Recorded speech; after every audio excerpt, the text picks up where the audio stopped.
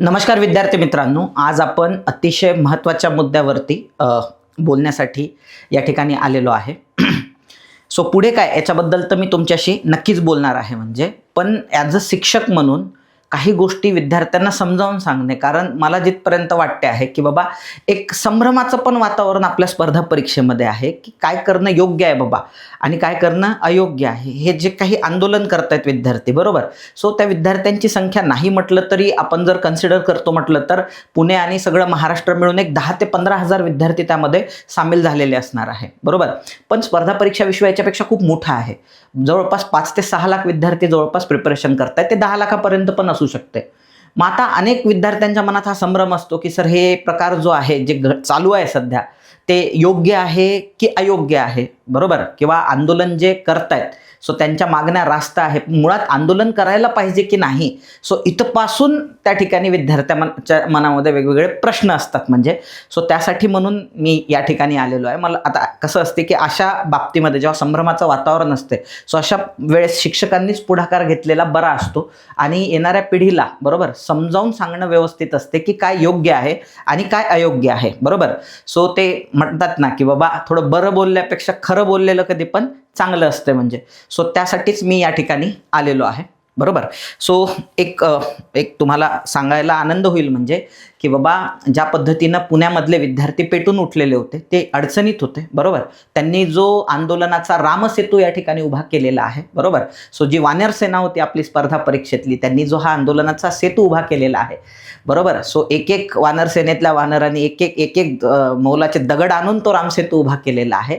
त्यात आमच्या अमरावतीकरांचा हा खारीचा वाटा होता. सो मी तिथं नव्हतो पण शांत नव्हतो, म्हणजे सो मी पण अमरावतीमध्ये आमच्या विद्यार्थ्यांसह या आंदोलनामध्ये सामील झालो. आमच्या अमरावतीतले संपूर्ण शिक्षक वृंद, स्पर्धा परीक्षा जगत त्या ठिकाणी विद्यार्थ्यांच्या पाठीशी खंबीरपणे उभं राहिलेलं आहे. या सर्कमस्टन्सेसमध्ये कधी पण एक गोष्ट लक्षात ठेवली पाहिजे की विद्यार्थी हे शिक्षकांना हिरो मानत असतात, म्हणजे आणि अशा सर्कमस्टन्सेसमध्ये आपण जर घरात बसून राहिलो आणि विद्यार्थ्यांना जर एकटं सोडून दिलं तर टीचरहूड जे आहे त्या ठिकाणी हार्म होते. सो त्यामुळं आम्ही पण त्या पोरांना जे अडचणीत होते पुण्यामध्ये, बरोबर, ते व्यथा मांडत होते. सो ती व्यथा मांडत असताना फिजिकली तर तिथं हजर राहता आलं नाही, पण अमरावतीमध्ये मात्र आम्ही सर्व विद्यार्थी मित्रांनी, शिक्षक वृंदांनी आम्ही त्या आंदोलनाला पूर्णपणे आमचं समर्थन दिलेलं आहे. ठीक आहे, आपण आता ह्याच्याबद्दल बोलायला सुरुवात करू की बाबा सागर सर हे आंदोलन जे केल्या जात आहेत हे आंदोलन का बरं केल्या जात आहेत, याच्या मागची भूमिका काय असते, म्हणजे मुळातच ते योग्य आहे की अयोग्य आहे. सो मी इथं मुद्दे लिहिलेले आहे, विसरून जाऊ नये म्हणून एक एक मुद्दा मी तुम्हाला क्लिअर करून देतो. बघा आता काय असते माहिती आहे का, आपण लोकशाहीमध्ये राहतोय. बघा, लोकशाही म्हणजे फक्त पॉलिटीच्या पुस्तकात लोकांसाठी लोकांच्या माध्यमातून चालवलेलं वगैरे वगैरे जे अब्राहम लिंकननी डेफिनेशन दिली होती, इट्स ओके पेपरमध्ये लिहिण्यासाठी, पण प्रॅक्टिकली पण आपण जेव्हा लोकशाहीमध्ये जगत असतो विद्यार्थी मित्रांनो, जे आपण लोकशाहीचे 3 आधारस्तंभ म्हणतो, कायदे मंडळ, कार्यकारी मंडळ आणि न्याय मंडळ, हे आपले मायबाप असतात, बरोबर.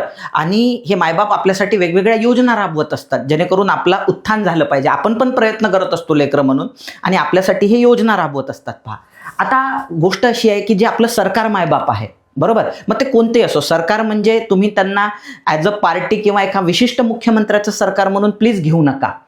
सरकार कोणतंही असू द्या. याच्या आधी ठाकरे सरकार होतं, मग शिंदे सरकार आलं, आता फडणवीस सरकार आहे. कुठलंही सरकार असू द्या, सरकार मी ॲज अ पॉलिटिकल युनिट म्हणून त्या ठिकाणी किंवा पॉलिटीमधलं युनिट, म्हणजे राजकीय पक्ष म्हणून म्हणत नाही आहे. सो कोणतेही सरकार आहे सो हे मायबाप असते आणि ह्या मायबापाला खूप सारे लेकरं असतात ज्यांच्या कल्याणासाठी ते रात्रंदिवस झटत असते. त्याच्यामध्ये वेगवेगळे समुदाय असतात, त्या समुदायांचे वेगवेगळ्या मागण्या असतात. जसं की आपल्या महाराष्ट्रामध्ये मराठा समुदायांच्या काही मागण्या आहेत, बरोबर, बंजारा समुदायांच्या काही मागण्या आहेत, तसेच काही प्रोफेशन पण असतात, अंगणवाडी सेविकांच्या अडचणी असतात. पहा, सो त्याच्यानंतर पेन्शनर, वृद्ध, वयोवृद्ध असतात, बरोबर, ज्यांनी आयुष्यभर सर्व्हिस दिलेली असते, त्यांच्या अशा अनेक लोकांच्या अनेक समस्या असतात. ते सगळेजण येतं लक्षात, या सगळ्या जणांच्या समस्या सोडवण्यासाठी सरकार सतत त्या ठिकाणी व्यस्त असते, येतं लक्षामध्ये. पण कधी कधी काय होते माहिती आहे का, चुकून सरकारचा काय होतो, काही लेकरांकडे, येतं लक्षात, एका लेकराचं भलं करण्याच्या नादात दुर्लक्ष होते. तसं आपली जी स्पर्धा परीक्षेतले लेकरं, आपण पण एक लेकरूच आहोत सरकारचं. सो आपल्याकडे जेव्हा जेव्हा दुर्लक्ष होते तेव्हा आपल्याला आईबाबांना हे जाणीव करून देण्याची गरज असते, म्हणजे की बाबा कुठंतरी आमच्याकडे तुम्ही लक्ष द्या, आमच्यावर कुठंतरी नकळत तुमच्याकडून, जबरदस्ती नाही, बरोबर. कोणालाच वाटत नाही की या जनतेचं नुकसान झालं पाहिजे आणि जनतेने हे रेप्लिकेट केलं पाहिजे, असं कुठल्याच सरकारला वाटत नाही. पण कुठंतरी त्या ठिकाणी आमच्या ह्या लेकरांचं नुकसान होतंय बाबा, मायबाप, येते लक्षामध्ये. सो त्यासाठी ते जाणीव करून देणे येते लक्षात सरकारला. सो त्यासाठी आंदोलनं करायची असतात. आणि आंदोलनं करण्याचा अधिकार तुम्हाला माहिती आहे, आर्टिकल 19 मध्ये पण त्याचा उल्लेख आलेला आहे, आर्टिकल 21 मध्ये पण उल्लेख आलेला आहे की संविधानाच्या चौकटीत राहून, आणि सगळे जेवढे लोक महान आहेत ज्यांचा आपण अभ्यास करतो हे आंदोलनातूनच पुढे आलेले लोक आहेत. ते छत्रपती शिवाजी महाराजांचं आंदोलन असू द्या, किंवा मग डॉक्टर बाबासाहेब आंबेडकरांचं आंदोलन असू द्या, किंवा महात्मा गांधींचं आंदोलन असू द्या. सो जेव्हा जेव्हा आपल्यावरती अन्याय होतो, सो त्या अन्यायाला वाचा फोडण्यासाठी आंदोलन करायचं असते, ते कोणाच्या विरुद्ध नसते. सो सरकारच्या विरुद्ध आंदोलन नाहीच आहे कुठलं, हे आपण लक्षात घेतलं पाहिजे. सरकारकडून काही चूक जर झाली असेल तर ती चूक लक्षात आणून देण्यासाठी आपलं आंदोलन असतं. आता अनेकदा काय होत असते, आता तुम्हाला हे लक्षात आलं असेल की काहीतरी चुकीचं घडलंय बाबा स्पर्धा परीक्षा विश्वामध्ये, त्याच्यावर पण आपण बोलायचं आहे. थोड्या वेळात आपण तिकडे पण जाणार आहोत की कुठं चुकतंय म्हणून, आणि कुठं चुकत नाही आहे सरकार, कुठं चुकत नाही आहे आणि कुठं चुकते आहे. सो आपल्याला, मी म्हटलंय तुम्हाला, बरं बोलल्यापेक्षा खरं बोललेलं कधी पण चांगलं, बरोबर. आता वेगवेगळे लोक आपापल्या पद्धतीनं तुम्हाला गोष्ट नरेट करतील, बरोबर. ते नाण्याची एक बाजू तुम्हाला दाखवतील, मी तुम्हाला नाण्याची दुसरी पण बाजू दाखवतो. पडलीच आपल्याला, आपण काय आहे, फिलॉसॉफीचा पण अभ्यास करतो, आणि फिलॉसॉफर लोक ते असतात जे नाण्याची तिसरी बाजू पण पाहू शकतात, म्हणजे जी लोकांना दिसत नसते. म्हणजे मुळात तर लोक मान्य करत नाही की नाण्याला तिसरी पण बाजू असते, म्हणून आपण पहिली, दुसरी, तिसरी सगळीच बाजू पाहण्याचा त्या ठिकाणी प्रयत्न करू. आता आणखी एक महत्त्वाची गोष्ट, सो आंदोलन स्थळी पहा, अनेकदा तुम्हाला असं पाहायला भेटते की मोठे मोठे नेते मंडळी येत असते, बरोबर. आंदोलनाच्या स्थळी मोठे मोठे नेते मंडळी येते. आता ती नेते मंडळी आल्यानंतर पण मुलांच्या मनात शंका कुशंका निर्माण व्हायला सुरुवात होतात की अरे ह्या आंदोलनाला राजकीय रूप मिळते आहे. प्रत्येक विद्यार्थी हा ज्या घरातून आलेला आहे ते कुठल्या ना कुठली राजकीय पार्श्वभूमी घराला असते. त्या पार्श्वभूमीच्या विरुद्ध एखादा नेता आला, सामाजिक पार्श्वभूमी असते त्या विरुद्ध एखादा नेता आला, तर आपला ॲटिट्यूड कसा बनतो त्याच्यातर्फे की यार यार आंदोलनात चल मग आपण घरी जाऊ, आता इथं नेता आलेला आहे, आता याला राजकीय वळण लागते वगैरे वगैरे वगैरे. पण मी तुम्हाला हे सांगतो की या राजकीय नेते किंवा कोणते मोठे एखादे सामाजिक नेते असतील, सो त्या आंदोलनाच्या स्थळी येत असतील, तर आपला ॲटिट्यूड कसा असला पाहिजे त्यांच्याकडे, आणि आपण काय प्रिकॉशन्स घेतल्या पाहिजे. लक्षात घ्या, कुठलंही आंदोलन जर आपण करतो म्हटलं, बरोबर, तर आणि ते सरकारपर्यंत पोहोचवायचं आहे, हे तर आता उद्देश आपला क्लिअर झालेला आहे, आपल्यावर अन्याय होतो हे सरकारपर्यंत पोहोचवायचं आहे. तर लक्षात घ्या, हे आंदोलन जर सरकारपर्यंत पोहोचवायचं असेल तर आपल्याला मीडिया कव्हरेज पाहिजे असते. पहा, येत्या लक्षामध्ये आपल्याला काय पाहिजे असते, मीडिया कव्हरेज. आपण किती फोटो काढले, सोशल मीडियावर टाकले, तर पाहणारा जो वर्ग आहे मॅक्झिमम किती असेल, 1 लाख 2 लाख, टेलिग्रामवर, व्हॉट्सअपवर. येत्या लक्षात, जोपर्यंत त्याला न्यूजपेपर मीडिया म्हणतो आपण त्याला, किंवा आपण त्याला न्यूज चॅनल म्हणतो, जोपर्यंत एक्सपोजर मिळत नाही त्या आंदोलनाला, सो तोपर्यंत ते आंदोलन व्यापक रूप धारण करत नाही किंवा तो आवाज आपला सरकारपर्यंत पोहोचत नाही. सो मीडिया हा लोकशाहीचा चौथा स्तंभ मानला जातो, येत्या लक्षामध्ये. सो त्यामुळं त्या चौथ्या स्तंभाने आपल्याकडे लक्ष, जसं आपल्याला अपेक्षित आहे कायदे मंडळांनी लक्ष दिलं पाहिजे, आपल्यासाठी चांगले कायदे बनवलं पाहिजे, कार्यकारी मंडळांनी लक्ष दिलं पाहिजे, आपल्यासाठी GR काढला पाहिजे, न्याय मंडळांनी आपल्याकडे लक्ष दिलं पाहिजे, न्याय दिला पाहिजे. पण ह्या तिघांमध्ये पण सर्वात तात्काळ तुम्हाला रिलीफ कोण देऊ शकते, तर मीडिया देऊ शकते. आणि लक्षात घ्या, जेव्हा हे राजकीय नेते तुमच्या आंदोलनामध्ये सहभागी होतात, येत्या लक्षामध्ये, सो तेव्हा तुम्हाला मीडिया कव्हरेज प्राप्त व्हायला सुरुवात होते. पण त्यावेळेस जे लोक आयोजक असतात आंदोलनाचे, त्यांनी एक प्रिकॉशन घेतलं पाहिजे, फक्त एक प्रिकॉशन. सो त्या नेत्यांना काय भाषण करायचे करा, फक्त 2-3 गोष्टींची तुम्ही काळजी घ्या, एवढं सांगायला पाहिजे. एक तर जो मॉब आलेला आहे त्याला हिंसक वळण लागेल असं भाषण त्यांना देऊ द्यायचं नाही. चिथावणी मिळेल लोकांना अरेरावीची भाषा ती करू द्यायची नाही. आणि तिसरी महत्त्वाची गोष्ट, सरकारवर टीका करू द्यायची नाही. सरकारच्या निर्णयावर टीका करा, सरकारवर टीका करू नका. आलं लक्षात, हे 3 नियम पाळायला सांगायचे. म्हणजे काय होईल, आपल्या आंदोलनाचा जो अंतिम ध्येय काय आहे, हो, विद्यार्थ्यांचं भलं झालं पाहिजे. आलं लक्षात. सो म्हणतो ना, ते आपण जो खेळ मांडलाय तो बिघडला नाही पाहिजे, येतं लक्षात. सो हे महत्त्वाचं असते. म्हणून कितीही मोठा नेता आला तरी तो विद्यार्थ्यांपेक्षा मोठा नाही आहे. त्यामुळं त्या आदरणीय नेत्याला आपण काय केलं पाहिजे, सांगितलं पाहिजे की सर या.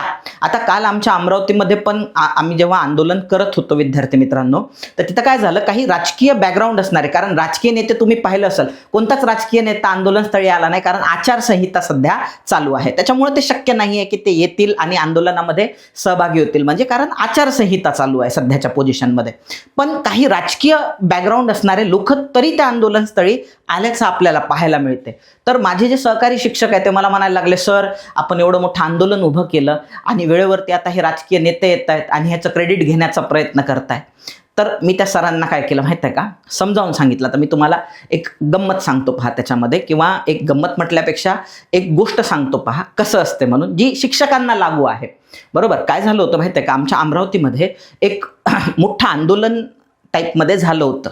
काय झालं होतं की इरविन चौक जो आहे, आमच्या लॉर्ड आयर्विनच्या नावाने त्या चौकाला इरविन चौक आहे. बरोबर, आता ब्रिटिश निघून गेलेले आहेत, तर अशी लोकांची इच्छा होती की त्या चौकाला कुठेतरी भगतसिंगाचं नाव मिळावं, डॉक्टर बाबासाहेब आंबेडकरांचं नाव मिळावं. सो यासाठी ती चळवळ चालू होती. आता त्या चौकामध्ये एक जागा होती, सो ती महानगरपालिकेची होती आणि काही लोकांनी त्याच्यावरती ताबा मिळवण्याचा प्रयत्न केला. तर काही लोकांनी मनापासनं त्याला विरोध केला, ती जागा खेचून आणली महानगरपालिकेपासनं आणि तिथं डॉक्टर बाबासाहेब आंबेडकरांची मूर्त प्रस्थापित केली. आणि त्या चौकाचं नाव झालं पाहिजे, बाबासाहेबांचं तिथं हे झालं पाहिजे, मूर्त त्या ठिकाणी राहिली पाहिजे. बरोबर, जेणेकरून एक समाजालाही पॉझिटिव्ह मेसेज जाईल वगैरे वगैरे. सो याच्यासाठी हे सगळं चालू होतं म्हणजे. आणि हे सगळं झाल्यानंतर येतं लक्षात, जे लोक हे सगळं करत होते म्हणजे माझ्या ओळखीचे, खूप चांगल्या ओळखीचे एक वकील आहे, सो त्यांनी हा लढा दिला म्हणजे सुरुवातीपासून, की कायद्याने ती जमीन काय मिळाली पाहिजे, स्मारकांसाठी मिळाली पाहिजे, बाबासाहेबांच्या किंवा पुतळ्यासाठी मिळाली पाहिजे. आणि जेव्हा हे सगळं झालं तेव्हा त्याचं क्रेडिट घेणारे दुसरेच राजकीय लोक होते. म्हणजे ते यायचे, हारतुरे बाबासाहेबांना घालायचे, निघून जायचे. मग ज्या दिवशी तो कार्यक्रम होता ना, मी पाठीमागं उभं होतो आणि ते साहेब पण उभे होते ज्यांनी याच्यासाठी लढा दिला.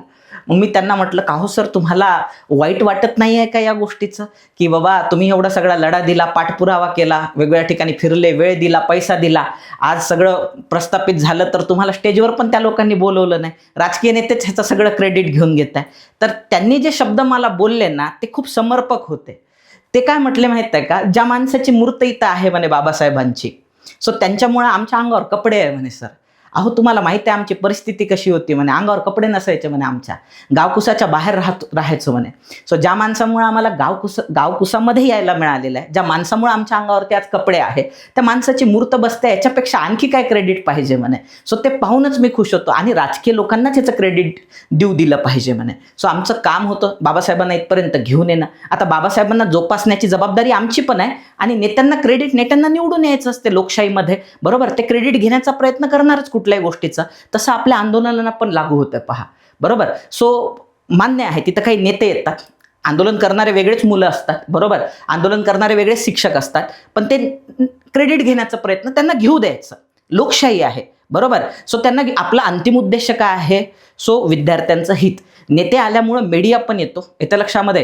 त्यांचे फॉलोअर्स असतात म्हणजे ते सगळीकडे ही न्यूज स्प्रेड करतात आणि सरकारवर जो दबाव पडायला पाहिजे तो आणखी इम्प्रेसिव्हली तो पडत असतो. त्यामुळे जर तुम्ही येत असतील नेते, बरोबर, तुमच्या आंदोलनामध्ये, तर तुम्ही त्याला निगेटिव्हली पाहू नका. बरोबर, तुमचा दृष्टिकोन कसा असला पाहिजे तुम्ही हाच विचार करा. फक्त आणि फक्त त्यांना चिथावणी देणे, हिंसक वळण लावणे, बरोबर, किंवा कुठल्याही पद्धतीनं सरकारवरती टीका करणे. बरोबर, सरकारच्या निर्णयाला वाईट म्हणू शकतो आपण, सरकारच वाईट आहे असं त्या ठिकाणी म्हणू शकत नाही. एक मिनिट, एकच मिनिट.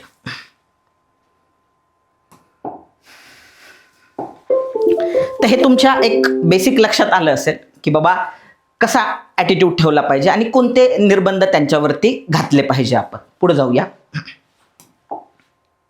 एक मिनिट. बघा, आता आणखी मला याच्याबद्दल तुमच्याशी बोलायचं होतं महत्वाच्या मुद्द्यावरती, की आंदोलन योग्य आहे म्हणून या आंदोलनामध्ये जेही लोक येत असतील त्यांचे नक्कीच तुम्ही मनापासून आभार मानले पाहिजे. आता या आंदोलनामध्ये राजकीय नेत्यांना तर आलं नाही, परंतु आदरणीय जे मनोज जरांगे पाटील आहेत त्यांनी मात्र ह्या आंदोलनाला तिथून उपस्थिती लावली. म्हणजे ते मराठवाड्यामधून पुण्याला आले, ते तिथं उपस्थित राहिले. बरोबर, त्यांनी संबोधित केलं विद्यार्थी मित्रांना, ते खंबीरपणे उभे राहिले, आजही उभं राहणार आहे असं त्यांनी सांगितलेलं आहे आणि ते शेवटपर्यंत उभं राहतो म्हटले. त्यांचं आपण नक्कीच कौतुक केलं पाहिजे मनापासून. मी तर म्हणेल जेवढे चांगले असे सोसायटीतले लोक आहे, सद्गृहस्थ, त्या ठिकाणी यायला पाहिजे आणि त्यांनी नक्की समर्थन दिलं पाहिजे त्याच्याकडे निगेटिव्हली. कारण अनेक जण काय करतात, जातीच्या धर्माच्या चष्म्यातून पाहण्याचा प्रयत्न करतात. इथं आपण विद्यार्थी आहोत, आलं लक्षामध्ये. कुठल्याच पद्धतीनं या पद्धतीनं नेत्याकडे न पाहता आपल्या विद्यार्थ्यांच्या मागण्या फुलफिल होणार आहे. बरोबर, या चष्म्यातून त्यांच्याकडे पाहिलं पाहिजे.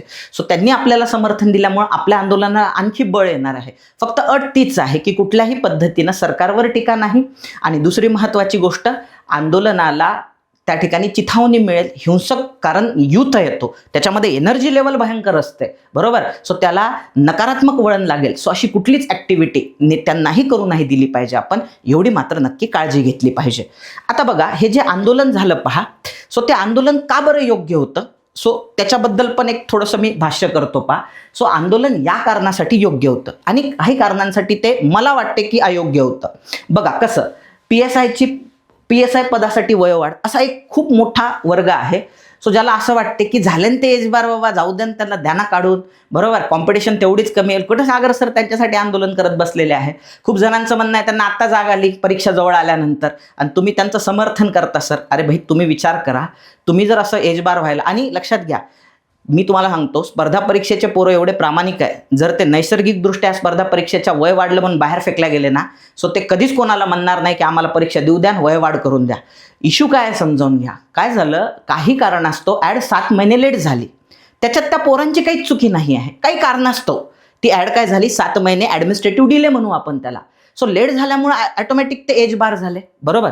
आता मला सांगा, जर ती परीक्षेची ॲड जर 7 महिने आधी आली असती तर कदाचित त्यांना एक्झाम देता आली असती. आणि हे पोरं साधेसुधे नाही आहेत ना, हो, चांगले कसलेले आहे ना. त्यांनी त्यांच्या जीवनातले 7-7, 8-8 वर्ष कदाचित स्पर्धा परीक्षेला दिलेले असू शकतात. आणि आता वेळेवरती जेव्हा त्यांच्यासाठी संधी आहे, सो तेव्हाच जर त्यांना म्हटलं आता एक्झाम देता येणार नाही, तुम्ही एज बार झाले का बरं, तर आमची चुकी आहे म्हणून, तर ते कसं काय शांत बसणार आहे. आणि दुसरी महत्त्वाची गोष्ट, ज्या दिवशी हे असं घडलं, 1 नोव्हेंबर तारीख त्यांना त्याच्यावर दिसली, त्यांना लक्षात आलं आपण ही एक्झाम देऊ शकत नाही आहे, तेव्हापासून ते बिचारे प्रयत्न करताय. फक्त त्यांच्या समर्थनार्थ कोणीच पुढे आलं नाही. सगळ्यांना असं वाटलं की बाबा आयोगाला ही चूक कळेल, आयोगाच्या लक्षात येईल. आयोगाला नाही कळालं, सरकारला कळेल. सरकार, ते बिचारे फिरत होते. परंतु जेव्हा इथपर्यंत आलं ना, आता पर्यायच नाही आहे बाबा. सो अशा सर्कमस्टन्सेसमध्ये त्यांनी आंदोलनाचा पवित्रा घेतला. त्यांनी काय केला, आंदोलनाचा पवित्रा घेतला. मग अशा सर्कमस्टन्सेसमध्ये तेही आपले भाऊच आहे. उद्या आपल्यावर अशी वेळ आली तर मग त्यांना एकटं टाकून कसं काय जमणार आहे म्हणजे. सो त्यामुळे त्यांच्या समर्थनार्थ पुढे येणं हे आपलं कर्तव्य आहे, म्हणजे परत एकदा संविधानाच्या चौकटीत राहून. दुसरी महत्त्वाची गोष्ट, काय होत चाललंय, थोडंसं दुर्लक्ष होत चाललंय आपल्या स्पर्धा परीक्षा विश्वाकडं. सो दिवसेंदिवस जागांची संख्या काय होत चाललेली आहे, कमी होत चाललेली आहे. तुम्ही इमॅजिन करा, 21ला आंदोलनं केले होते पहा. सो त्याच्यानंतर 22, 23, 24च्या 23पर्यंत एकदम सगळं व्यवस्थित सुरळीत चालत होतं. तो दौर आठवा तुम्ही. 8-8 हजार जागा फडणवीस सरकारांनी त्या ठिकाणी काढलेल्या आहे, किंवा जे कोणतं सरकार होतं तेव्हाचं. सो त्यांनी एवढ्या जागा काढलेल्या 8-8 हजार म्हणजे, बरोबर, आपल्यासाठी. सो तो एक दौर होता. आणि आता तुम्ही पहा, आता राज्यसेवेची ॲड पहा, बरोबर. 78-79 जागा आहेत त्याच्यात. 22 तर मी म्हटलं ना, सहाय्यक संचालक वित्त लेखा सोडलं तर सामान्य विद्यार्थ्यासाठी 45 जागा आहे. ही पण ॲड तुम्ही एक थोडंसं जर पाहिलं याच्यामध्ये तर तुमच्या लक्षात येईल, म्हणजे मी इथं आणलेलं आहे. याच्यामध्ये सहाय्यक कक्ष अधिकारी ही गडबची ॲड आहे बरं का, या वर्षीची. सो याच्यामध्ये 3च पदं आहेत म्हणजे. सो दुसरी महत्त्वाची गोष्ट, राज्य कर निरीक्षक अराजपत्रित. सो याच्यामध्ये 279 चांगले पद आहे, पण ओपन कॅटेगरीला आहे. असं कसं होऊ शकते हो की ओपन कॅटेगरीला एकही पद नाही आहे? अरे काय ते माणसं नाही आहेत का? सो त्यांचा कटऑफच एवढा लागतोय पोरांनो सध्याच्या पोझिशनमध्ये. मी सांगतो तुम्हाला, त्याला रजनीकांतच पाहिजे. ते पोरं रजनीकांत बनायला तयार आहे, अभ्यास करून खंगून रजनीकांत बनायला तयार आहे. पण दुर्दैव एकही जागा निघत नाही. त्यांनी काय करावं, बरोबर. समजा एखादा पोरगा आहे, त्याला चष्मा लागलेला आहे, तो PSI बनू शकत नाही, मग त्यानं एक्झाम कशासाठी द्यावी, बरोबर. आणि आपल्या महाराष्ट्राची कंडिशन मुळातच फार भीषण आहे.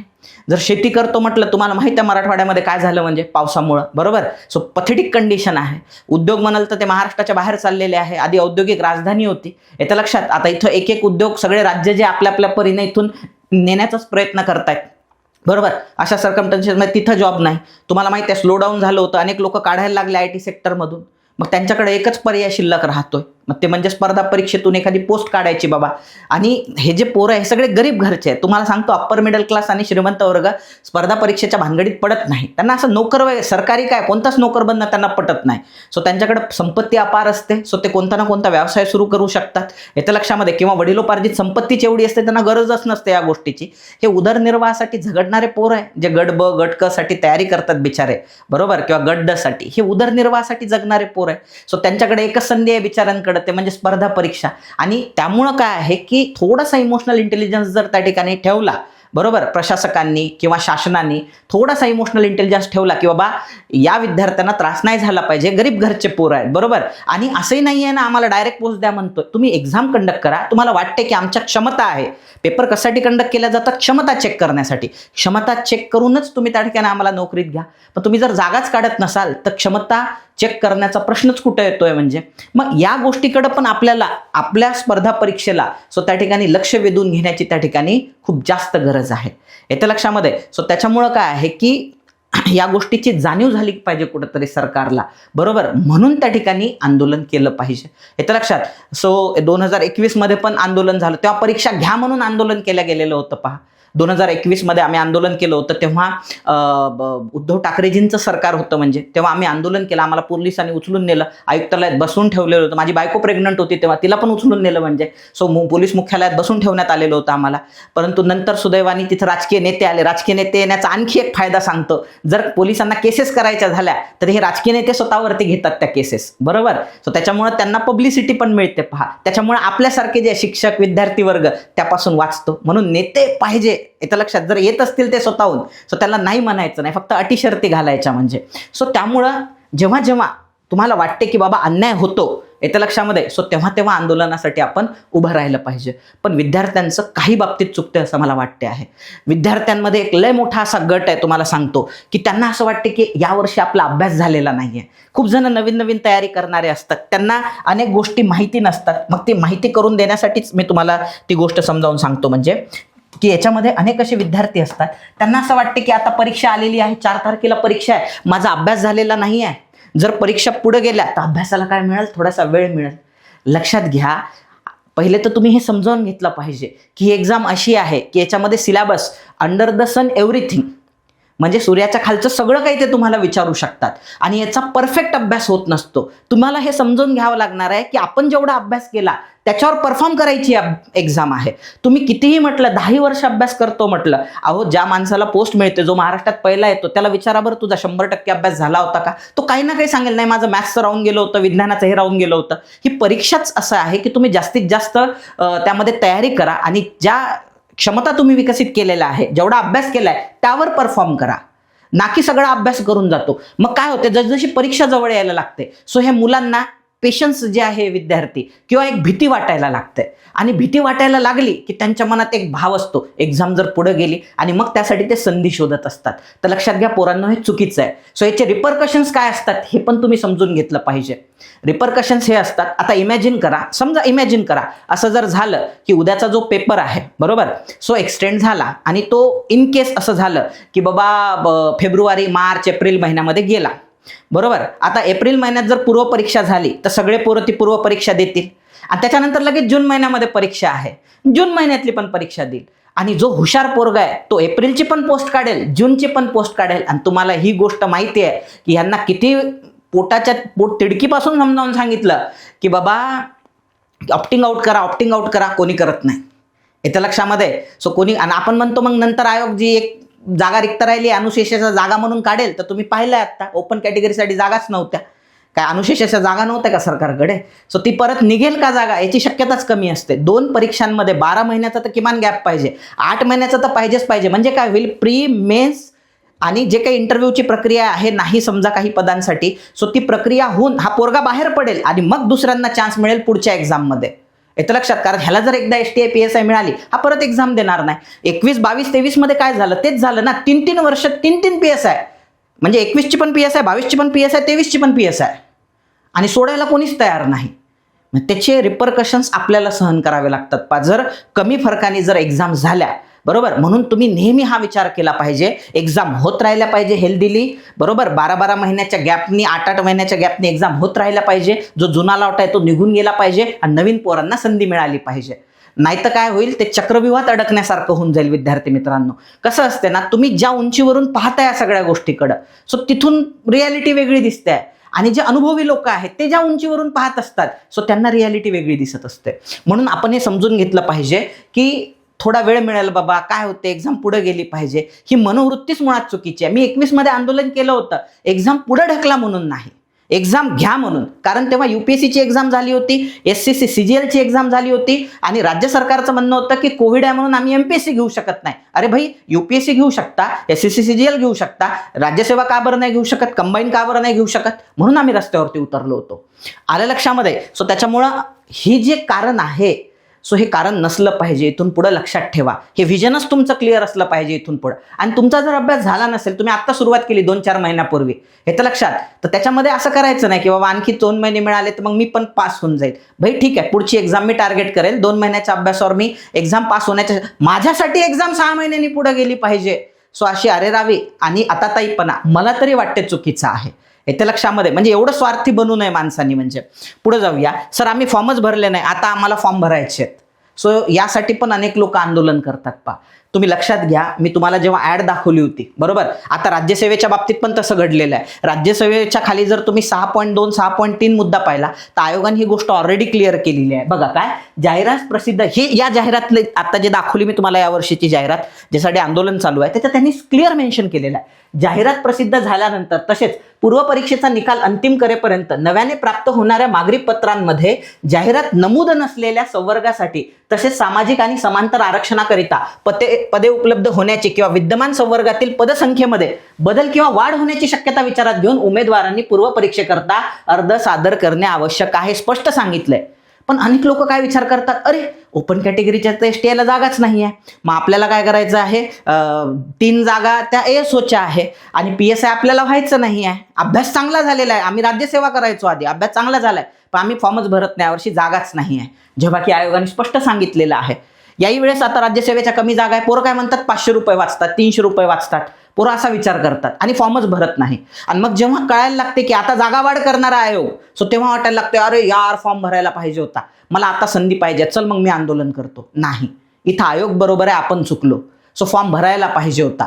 सो आमच्या वेळेस पण मी तुम्हाला सांगतो, पहा, अनेक संवर्गांसाठी DYSP जागा नसायच्या, डेप्युटी कलेक्टरच्या जागा नसायच्या, तर पोरं जेव्हा प्रेफरन्सेस द्यायचे तेव्हा ते काय करायचे, प्रेफरन्सेस देताना अशा पद्धतीनं द्यायचे, येतं लक्षात, की ज्याच्यात DYSP नसलं पाहिजे. मग आयोग विचारायचं, का रे बाबा प्रेफरन्समध्ये तुम्ही DYSP का बरं नाही टाकलं, कारण तो निगेटिव्ह मेसेज जातो. तर मग तुला यायचं नाही का, पोलीस प्रशासनावर नकारात्मक भावना आहे का तुझ्या मनामध्ये, तर तो म्हणायचा नाही सर, DYSP पदासाठी जागाच नव्हत्या, आणि आयोगाने जर ठरवलं आता DYSP पदासाठी जागा द्यायच्या, तर मग नुकसान नाही का होणार तुझं, हे माझ्या मित्रांनी सांगितलेलं आहे. मग मित्रांना रिअलाइज व्हायचं, तर टाकलं तर काय, तशी नाहीच आहे.